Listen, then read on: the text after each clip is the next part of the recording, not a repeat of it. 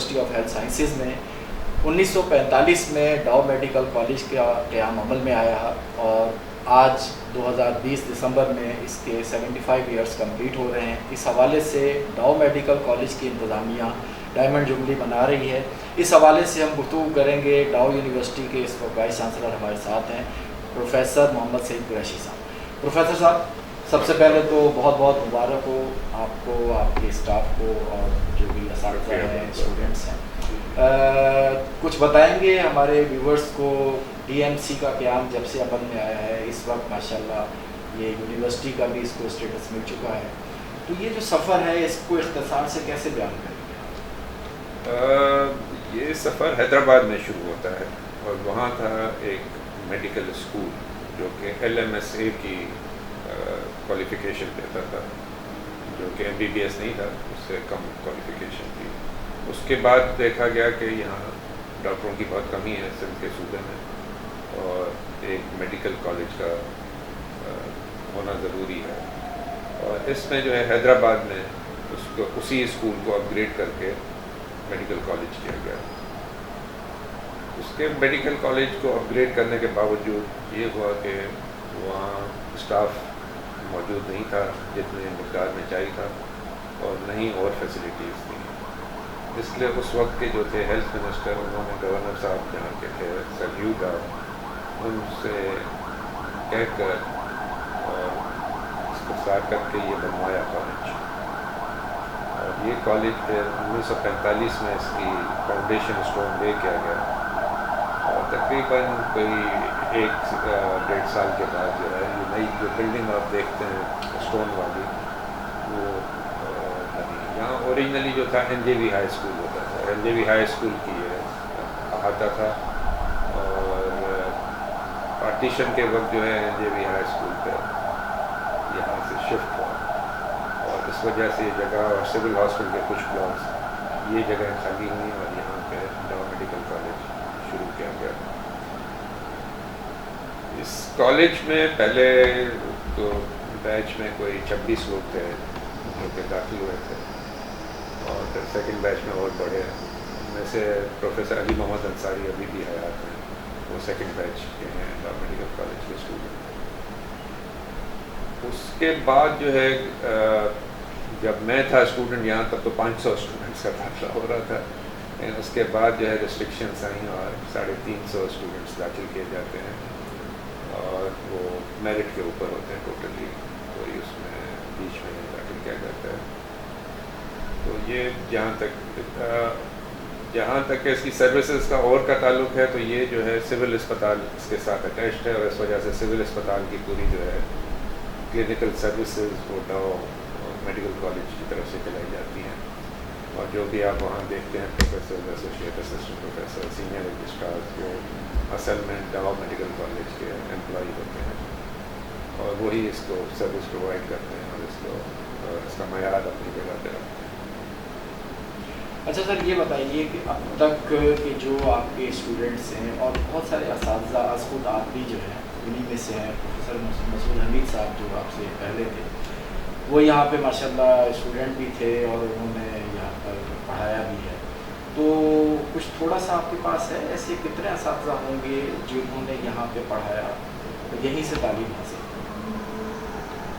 Exact figure تو نہیں ہوگا ہمارے پاس, لیکن اور وہ دیکھیں وہ بہت ہی ویریبل ہے. لیکن ایک جو افسوس کی بات ہے, جو ہمارے جو بہت اچھے اسٹوڈنٹ ہیں وہ زیادہ تر باہر چلے جاتے ہیں. میں اسی طرح, اور آپ دیکھیں گے کہ امریکہ میں, یورپ کے ہر ملک میں یہاں کے اسٹوڈنٹس پائے جائیں گے اور وہ بڑے سکسیزفل لوگ ہیں.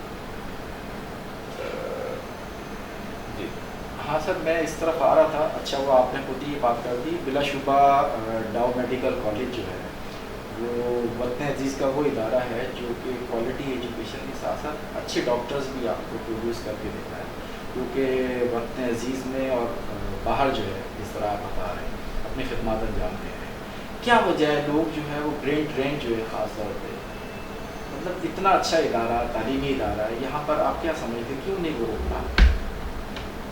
پاکستان میں اگر آپ دیکھیں گے پورے اسپیکٹرم میں تو ہر طرف یہ دیکھیں گے کہ لوگ باہر چلے جاتے ہیں. اس کی وجوہات جو ہیں سب سے بڑے میں بڑی وجہ جو ہے معاشی ہے. اور جب تک انکم لوگوں کی، یہ میں نہیں کہہ رہا ہوں کہ امریکہ جتنی ہونی چاہیے، انکم جو ہے اب اس سے زیادہ نہیں بڑھے گی، تب تک یہ ہمیں ریٹین کرنا بڑا مشکل ہوتا ہے. ہم باہر لوگوں کو ٹریننگ کے لیے بھی بھیجتے ہیں، پھر وہ جو ہے 5 سال کا ان کا بانڈ پیریڈ ہوتا ہے، وہ ختم کر کے وہ پھر نکل جاتے ہیں. تو اس کا حل جب تک اس فائنینشیل کمپنسیشن کے ساتھ ہے سب سے بڑا ریلیشن. اور دوسرا جو ہے یہاں ہمارے پاس اب تو یونیورسٹی بننے کے بعد آسان ہو گیا ہے، کہ یونیورسٹی بننے سے پہلے جو ہے ریکروٹمنٹ کا پروسیجر بڑا لینتھی ہوتا تھا، کہ ایڈورٹیزمنٹ کے بعد پبلک سروس کمیشن کو آپ اپلائی کرتے تھے، اور پبلک سروس کمیشن کی رزلٹ سال کے بعد آتی تھی. اتنے میں لوگوں کو دوسری جگہ نوکریاں مل جاتی تھیں، وہ وہاں اٹریکٹ ہو کے چلے جاتے تھے.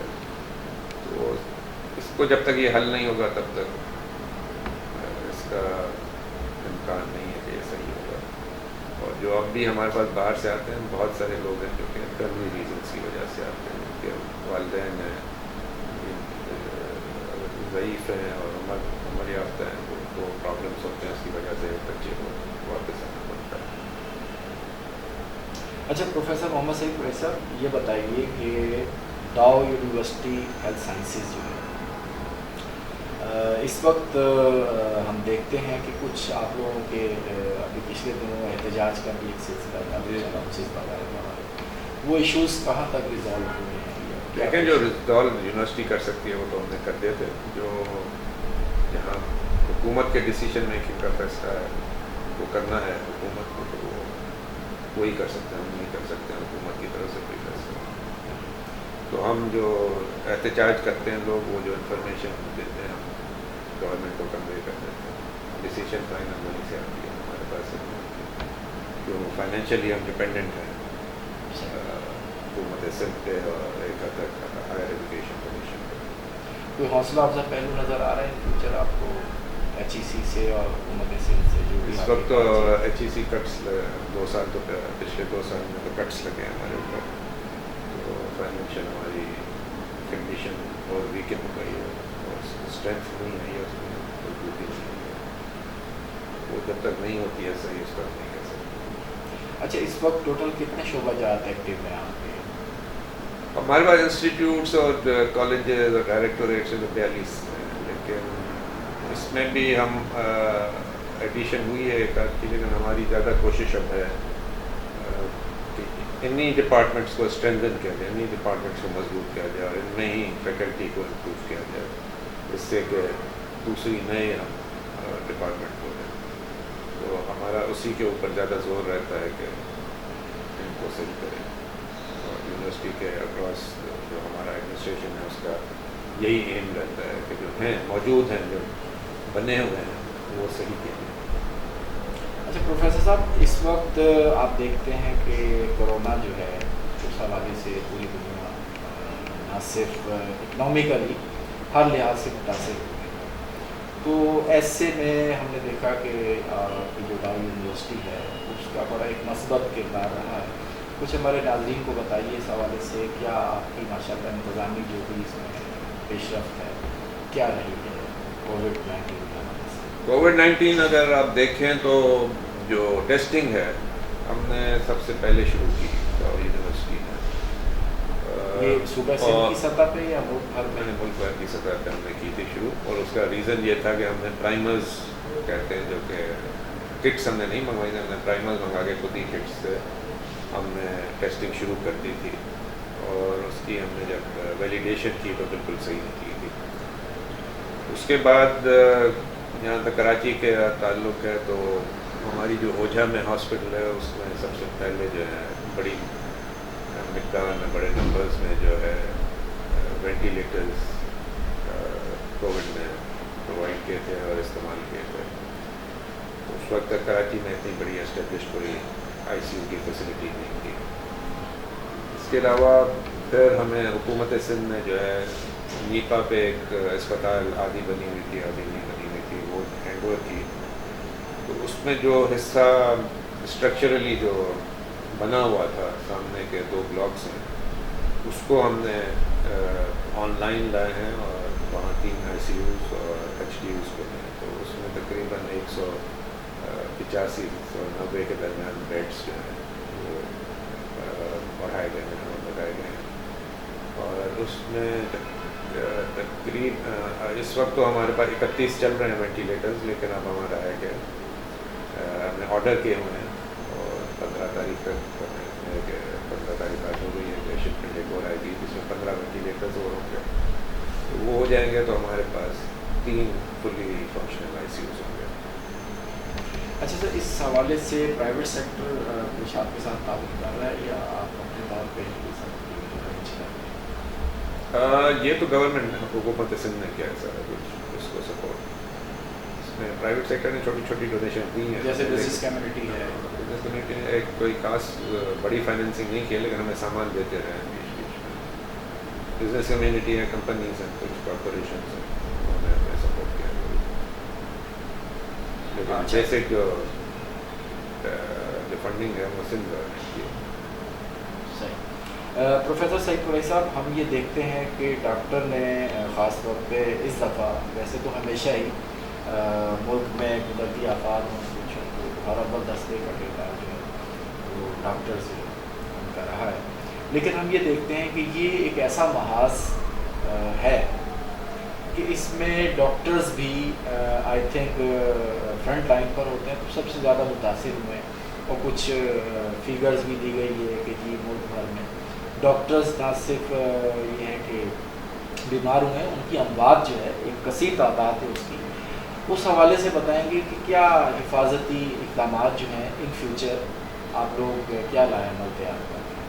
لائے عمل جو ہے حفاظتی اقدامات کا کمیونٹی میں تعلق ہے، وہ تو وہی 3 چیزیں ہیں، ایک آپ اپنے ماسک پہنیں، ہاتھ دھوتے رہیں، اور دوسرا آپس میں فاصلہ رکھیں، اور وہ فاصلہ جو ہے کم از کم 6 فٹ کا ہونا چاہیے، آئیڈیلی شاید 12 فٹ کا ہو، لیکن 6 فٹ جو ہے سیف ڈسٹینس سمجھا جاتا ہے۔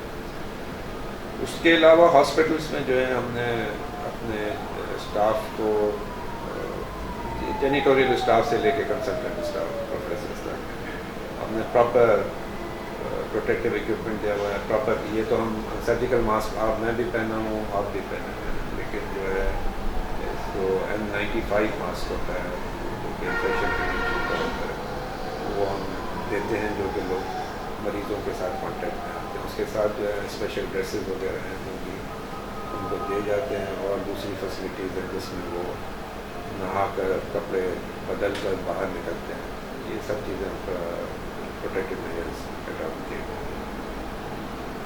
اچھا ڈاکٹر صاحب، کیا میسیج دینا چاہیں گے؟ یہ آپ کی ڈائمنڈ جبلی کا بھی سلسلہ ہے، پلس یہ کہ اس وقت جو حالات ہیں اس حوالے سے کہ ماسز جو ہے وہ کس طریقے سے اپنی حفاظت جو ہے وہ اپنی مدد آپ کے تحت کر سکتے ہیں؟ ماسز کو خود ہی پروٹیکشن کرنی پڑے گی اپنی، اور اس میں وہی ہے کہ ماسک ہر وقت پہن کے رکھیں، گھر کے اندر چلے نہیں پہنیں۔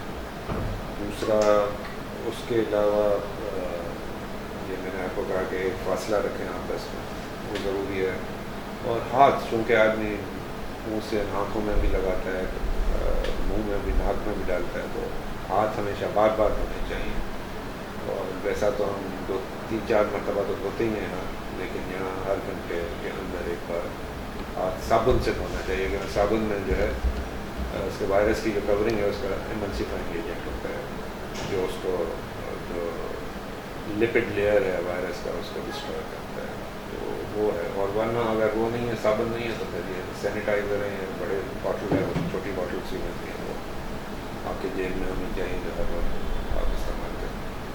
اینی تھنگ تو یہی ہے کہ انفارچونیٹ ہے یہ کہ اتنا پینڈیمک ہوا ہے دنیا میں، یہ تقریباً 100 سال کے بعد ریپیٹ ہوا ہے یہ پینڈیمک، اور یہ اب ختم نہیں ہوا ہے، اور یہ کہنا کہ یہ ختم ہو جائے گا یا 1-2 مہینوں میں ختم ہو جائے گا، وہ نہیں ہوگا، یہ ابھی 1 سال موجود ہے، اب اس کی انٹینسٹی ہو سکتا ہے کم ہو جائے، وہ دوسری بات ہے، لیکن احتیاط ہر آدمی کو سارا وقت کرنی چاہیے۔ اچھا، ڈاؤ کا ہم دیکھ رہے تھے کہ ویکسین کے حوالے سے کچھ آپ لوگ، ڈاؤ میں ہم نے میں بات کرنے والا آپ نے وہ سوال پوچھا تھا، تو امیونو گلوبولن ہم نے تیار کیے ہیں، ویکسین تو نہیں کی ہے.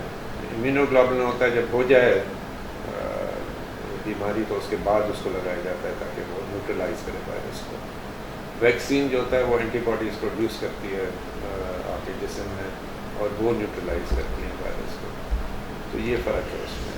یہ ہم جن کو ہو چکی ہے انفیکشن ان کا پلازما لیتے ہیں اور اس کو کانسنٹریٹ کر کے اس سے نکالتے ہیں. اس میں فائدہ یہ ہوتا ہے پلازما کے بنسبت کہ پلازما سے آپ کو دوسرے امراض جو ہیں خون میں کسی کے ہیں وہ لگ سکتے ہیں. اس میں جو ہے ہم بہت سارا اسکریننگ کر کے اس کو فلٹر آؤٹ کر کے